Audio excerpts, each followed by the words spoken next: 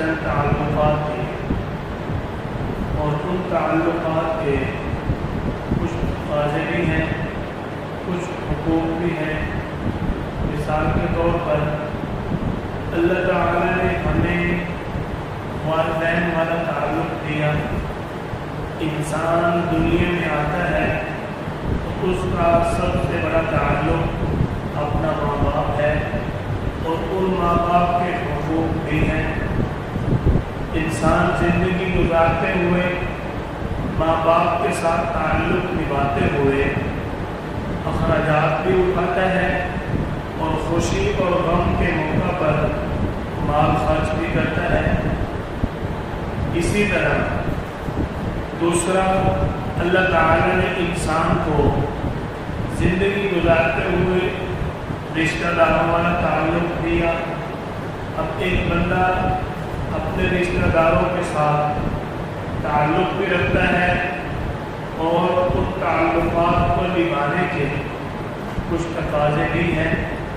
ان تقاضوں میں سے ایک بات کہ کبھی غم کا موقع آئے تو وہاں مال خرچ کرنا پڑتا ہے، خوشی کا موقع آئے وہاں مال خرچ کرنا پڑتا ہے۔ اسی طرح ایک تعلق اللہ تعالی نے دیا دوست احباب کا۔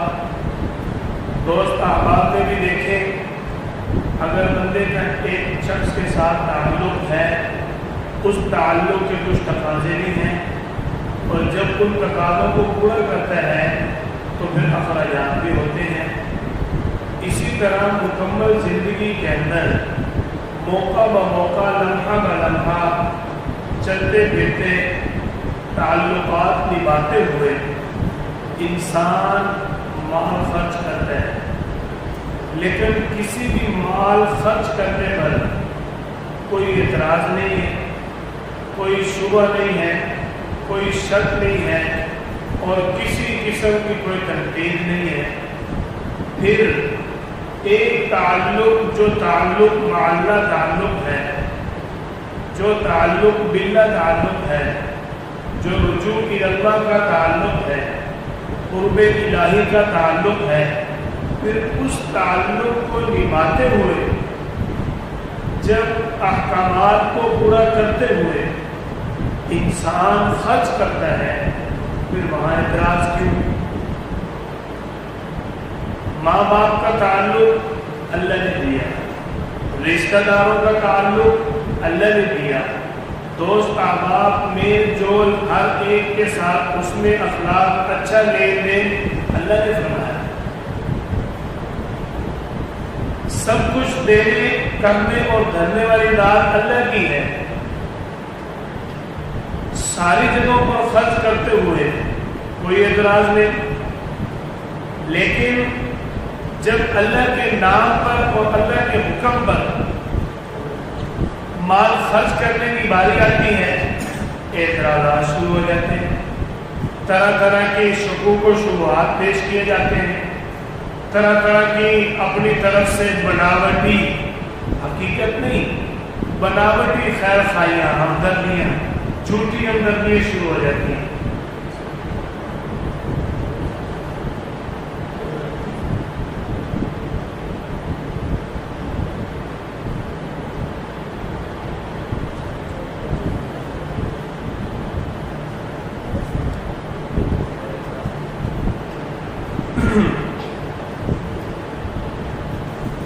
سب کچھ دیا اللہ تعالیٰ نے، تعلقات بھی دیے اللہ تعالیٰ نے، رشتہ دار بھی دیے اللہ تعالیٰ نے، اور ان کے جو تقاضے پورے کرنے کے لیے مال دیا وہ بھی اللہ تعالیٰ نے۔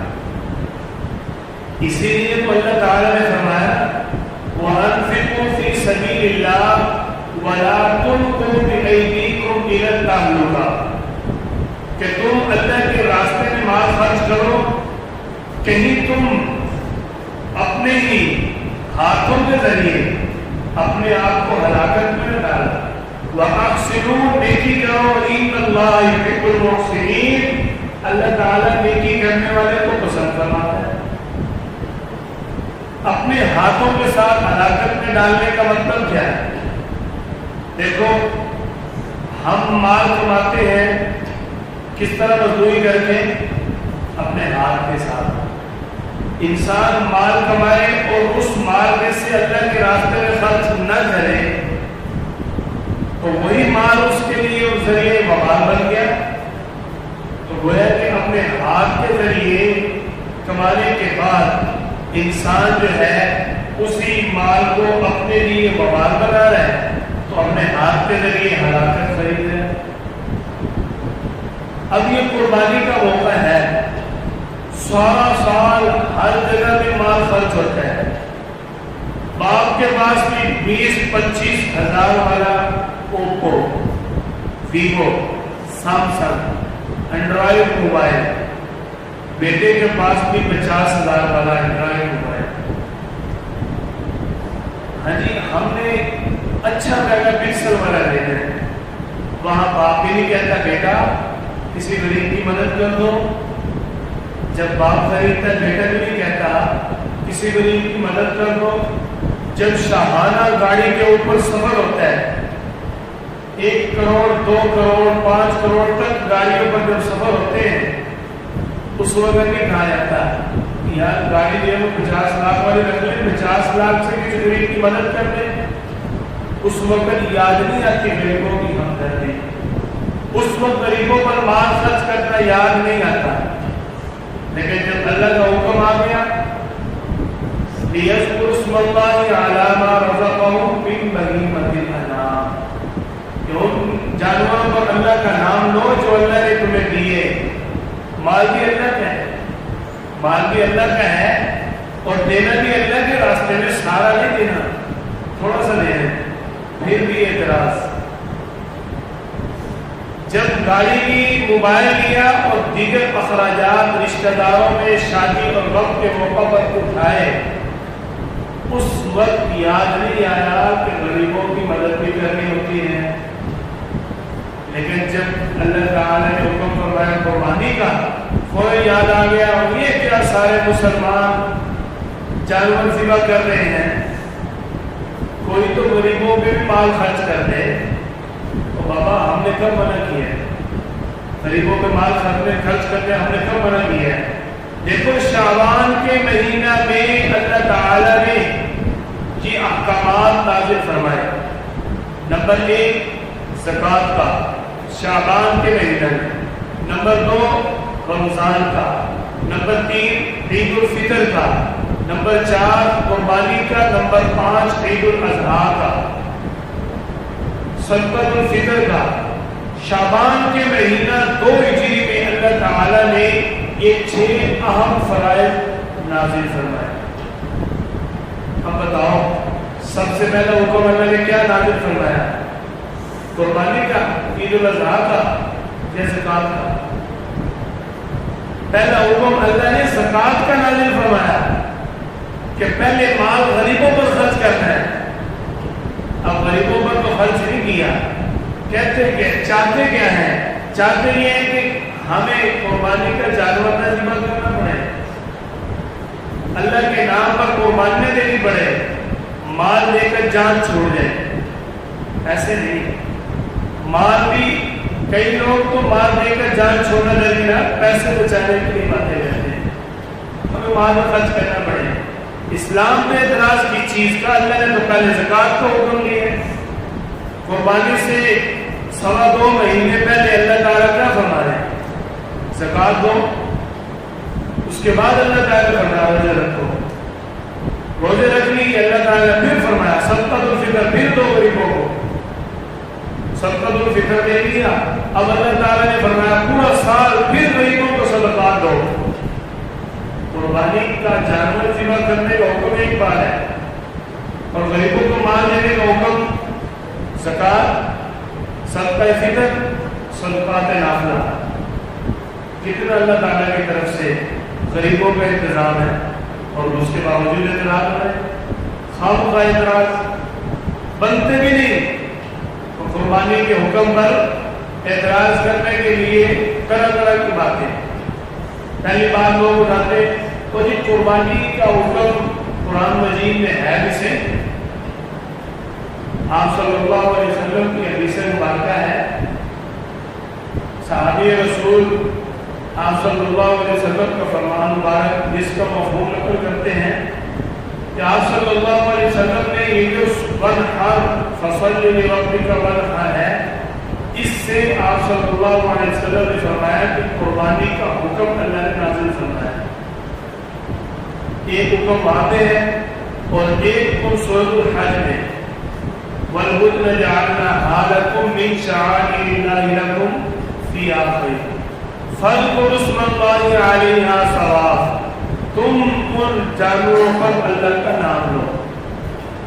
اب اللہ تعالیٰ کا حکم ہے، اعتراضات دیکھنے ہو، اب ایک بندہ اعتراض کر دے اور جی آپ نے نماز پڑھتے ہو 2-3 گھنٹے دن میں ضائع کرتے ہو، لگاتے ہو 2-3 گھنٹے 2-3 گھنٹے کسی غریب کی مدد کر دو، کوئی بیچارہ پریشان ہو اس کی ہیلپ کر دو۔ دیکھو اسلام نے خدمت پر کتنا زور دیا۔ یہ باطل اس لیے کرتا ہے کہ اسلام کا خدمت پر عمل جو ہے وہ ظاہری نہ ہو، واضح نہ ہو۔ اسلام نے خدمت پر کتنا زور دیا۔ حضرت ابراہیم علیہ السلام کے ابا مسلمان نہیں ہے، لیکن اللہ تعالیٰ نے فرمایا اے ابراہیم مسلمان بے شک نہیں ہے لیکن نافرمانی نہیں کرنی، خدمت نہیں چھوڑنی۔ خدمت کے لیے مسلمان ہونا شرط نہیں ہے، اسلام تو یہ دس دیتا ہے۔ پھر اعتراض کرتے ہیں کہ آپ کہتے ہو کہ قربانی میں اللہ تعالیٰ نے امتحان رکھا ہے، تو یہ امتحان کیا ہے، اس کا کیا فائدہ ہے؟ اس کا سب سے بڑا فائدہ ایک مثال سے بتاتا ہوں۔ اللہ تعالیٰ نے سورۃ بقرہ پہلے پارے کے اندر فرمایا وَإِذِ ابْتَلَىٰ إِبْرَاهِيمَ رَبُّهُ بِكَلِمَاتٍ فَأَتَمَّهُنَّ قَالَ إِنِّي جَاعِلُكَ لِلنَّاسِ إِمَامًا، تیرے اللہ نے ابراہیم علیہ السلام کو امتحانوں میں کیوں ڈالا امتحانوں میں؟ جب امتحانوں میں ڈالا اور ابراہیم علیہ السلام نے امتحانوں کو پورا کر کے دکھایا، فَأَتَمَّهُنَّ پورا کر کے دکھایا۔ کیوں؟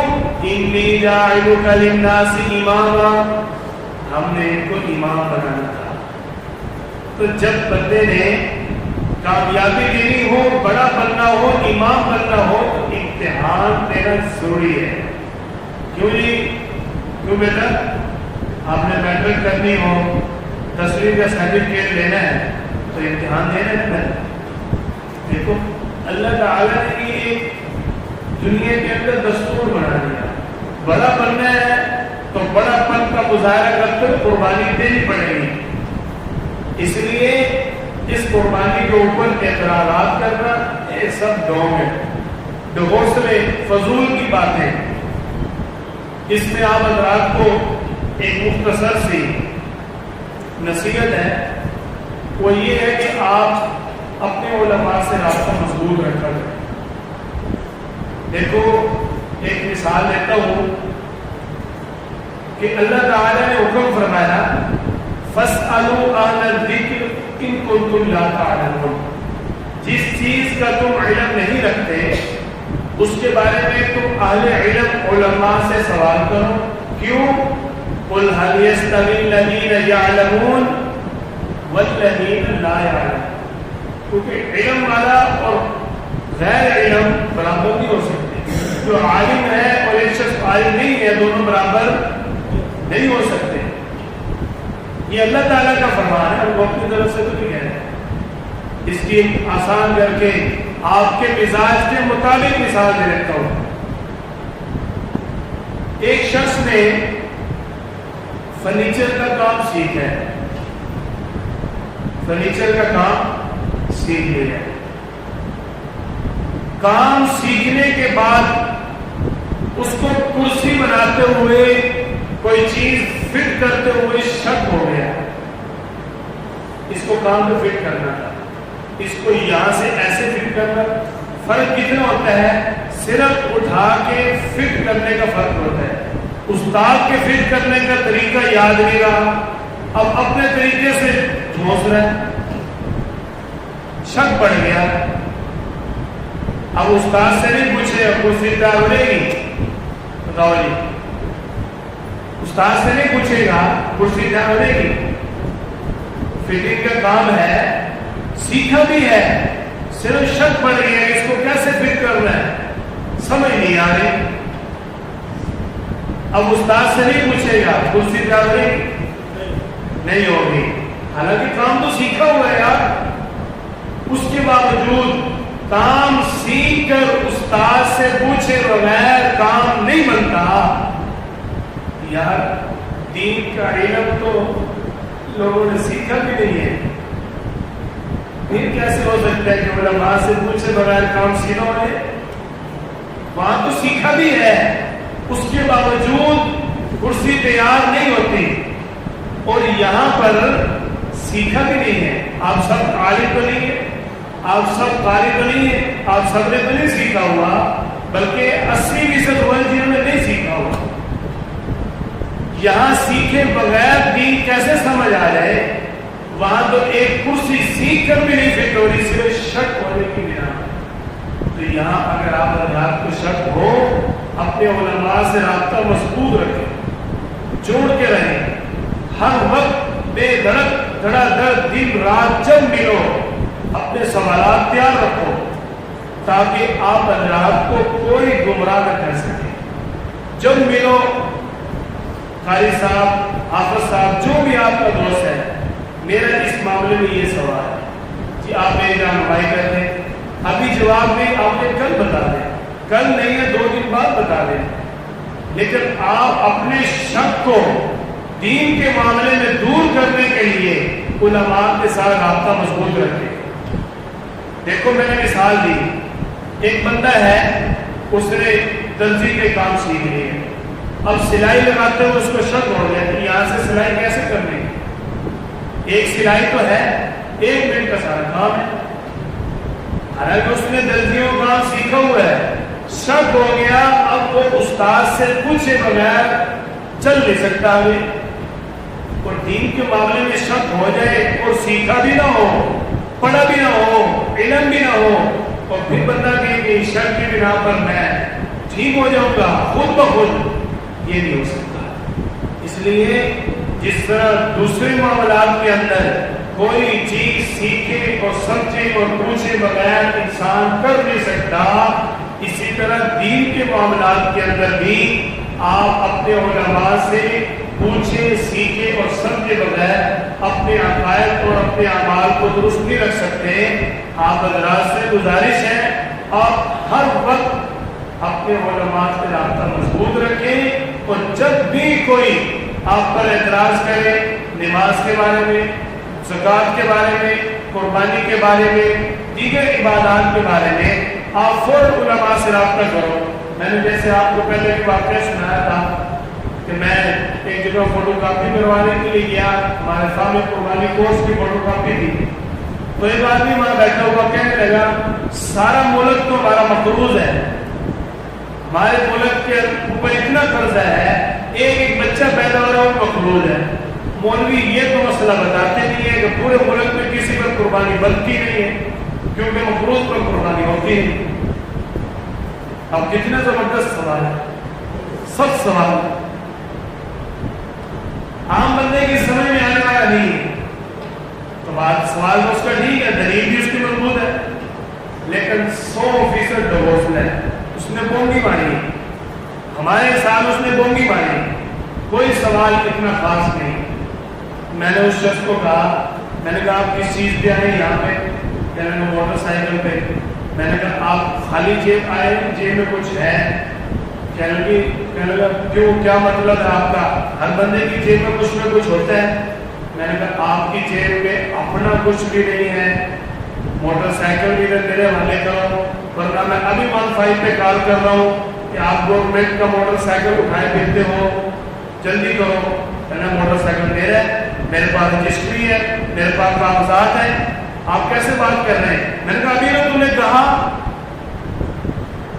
کہ پورے ملک کا قرضہ پورے ملک کی رعایا پر ہے، جب قرضہ ملک کی رعایا پر بنتا ہے تو ملکیت کے لیے گورنمنٹ کی ہوئی نا، یہاں پہ ملکیت اپنی، مال اپنا اور قرضے کی باری واجب۔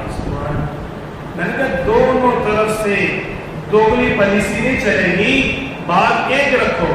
اگر آپ کہتے ہو نا میرے اوپر ملک کا قرضہ ہے، تو آپ جس ملک کے اندر رہے آپ اس ملک کے سے غلام ہو، آپ کو کچھ بھی نہیں، لاؤ نکالو حوالے کرو۔ ایسے ہی اسلام پر اعتراض ہو جاتا ہے۔ دو جواب اس بات کا، کہنے کا مولوی صاحب چھوڑو بحث نہیں کرتے۔ میں نے کہا بحث کیا، آپ کو مولوی گزرتا ہوا برداشت نہیں ہے، آپ کو مولوی کام کرتا ہوا برداشت نہیں ہے، اور انشاءاللہ مرتے دم تک ہم نے کرنا ہے۔ آپ جیسوں کے مقابلے کے لیے اللہ نے ہمیں پیدا کیا ہے۔ اللہ تعالیٰ ہم سب کی اصلاح فرمائے۔